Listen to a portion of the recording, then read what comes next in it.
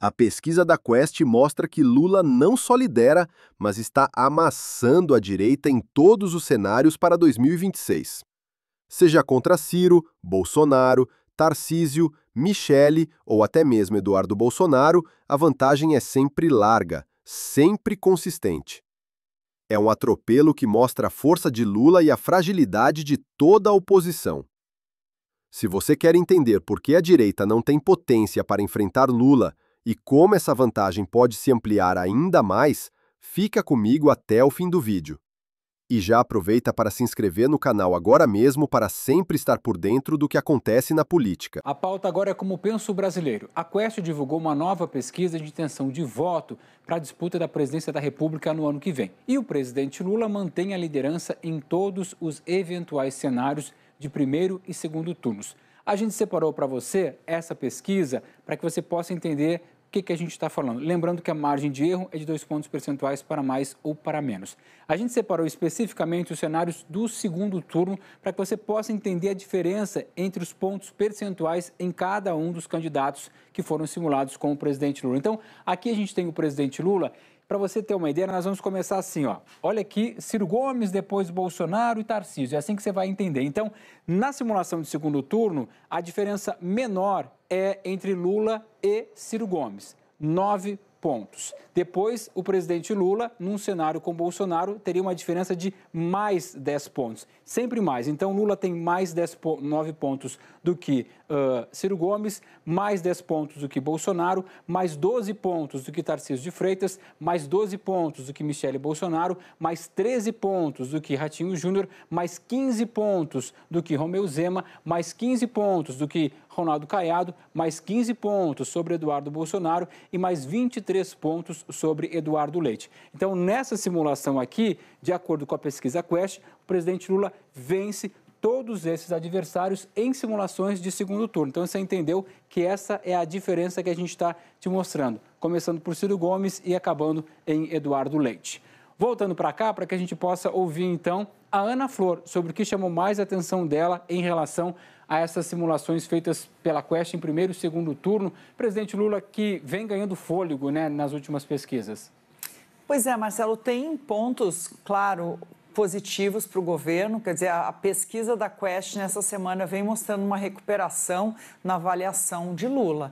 E o que a gente consegue ver aqui é uma simulação a um ano da eleição com 9 cenários e Lula numa grande vantagem em relação aos demais.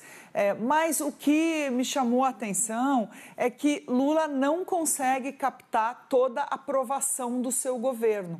E, ao mesmo tempo em que a oposição não consegue captar toda a rejeição ao governo também. Então, Lula tem uma força como presidente, claro, e como um governo que está acertando o passo, está começando a fazer entregas que vão ser importantes no ano que vem para a eleição. Tem programas como um que distribui gás para quem está no cadastro único, tem programa de luz, isenção inclusive da conta de luz para a população de mais baixa renda, e teve a aprovação da isenção do imposto de renda para quem recebe até R$5 mil.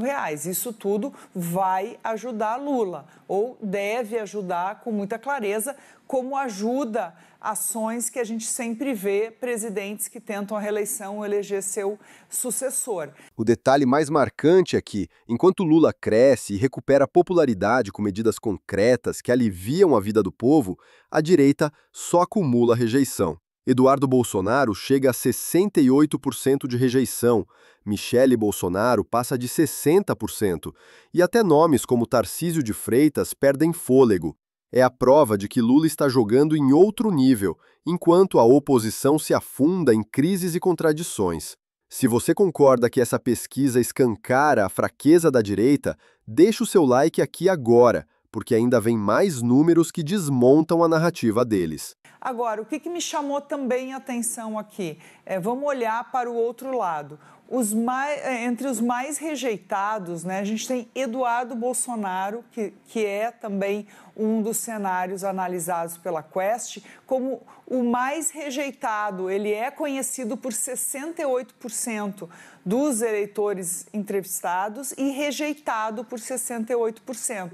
Quer dizer, toda a ação de Eduardo Bolsonaro nos Estados Unidos, que ele começou fazendo justamente numa tentativa de se promover como um sucessor do seu pai, como grande nome da oposição e para tentar ser candidato à presidência, isso cai por terra. Primeiro, ele está complicado pelo viés jurídico.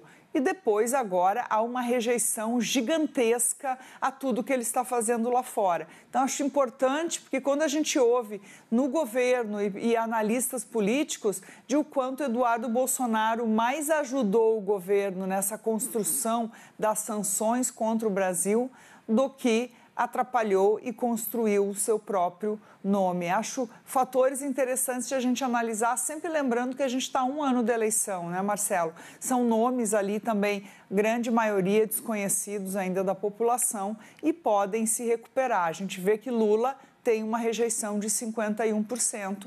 Ela é proibitiva se a gente estivesse num momento já eleitoral. Maria Cristina, você também quer olhar desses candidatos que já apresenta um certo desgaste. A Ana Flor nos cita ali Eduardo Bolsonaro, por exemplo.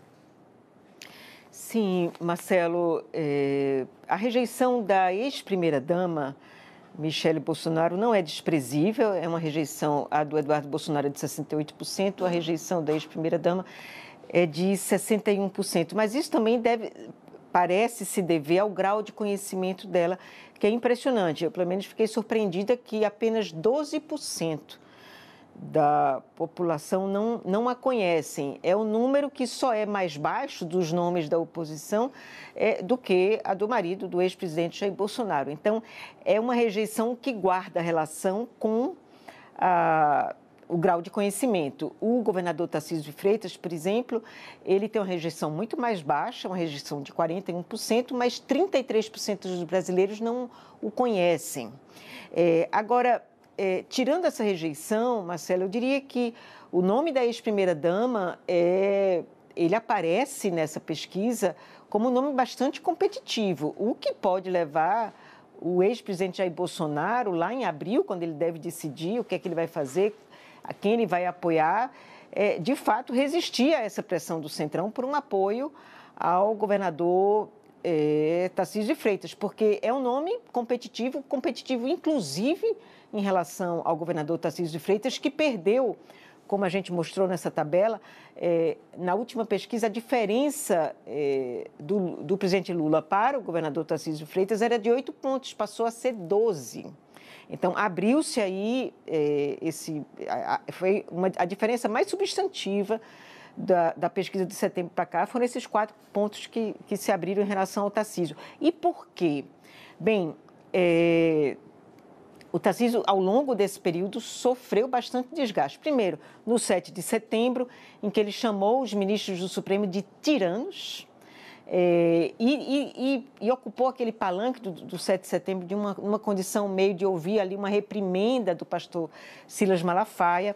Depois, sucessivas operações aqui da Polícia Federal, da Receita Federal, inclusive do Ministério Público de São Paulo, que deixaram explícita a infiltração do crime organizado na economia paulista, de combustíveis e das fintechs. E, por fim, esse episódio aí da Coca-Cola, em que o governador cometeu essa infelicidade, do qual ele já se desculpou, aliás, em relação a que ele se preocuparia com metanol quando as pessoas que tomam Coca-Cola começassem a morrer. Então, enfim, essa série de eventos pode ter afetado, de fato, a imagem do governador, e a Michele de Freitas, ela é muito mais comedida, ela mede muito mais as palavras. Então, ela é uma rejeição afetada pelo grau de conhecimento, mas não pela exposição pública que ela tem tido. E você, Flávio, o que te chamou a atenção? Me chamou a atenção a oscilação naquela pergunta da Quest sobre se os brasileiros acham que Lula deve ou não ser candidato.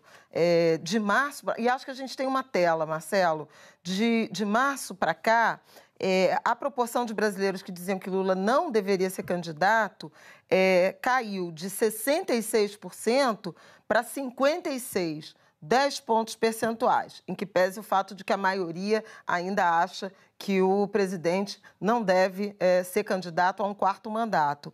Agora, os mesmos 10 pontos aumentaram nos que dizem que Lula deve ser candidato. Isso guarda muita relação com o aumento de popularidade e queda de rejeição que nós vimos na pesquisa de ontem e que, de fato, segundo o próprio Felipe Nunes da Quest, recoloca Lula nessa disputa. Ao mesmo tempo, eu queria chamar a atenção para o grupo de eleitores, também na mesma pergunta, autodenominados independentes. A Quest divide o eleitorado em 5 grupos, que é o bolsonarista, o direita não bolsonarista ou não necessariamente bolsonarista, independentes, esquerda não lulista e lulista. É esse o espectro. E também entre esses independentes, que são tidos como aqueles eleitores pendulares que efetivamente decidem eleição,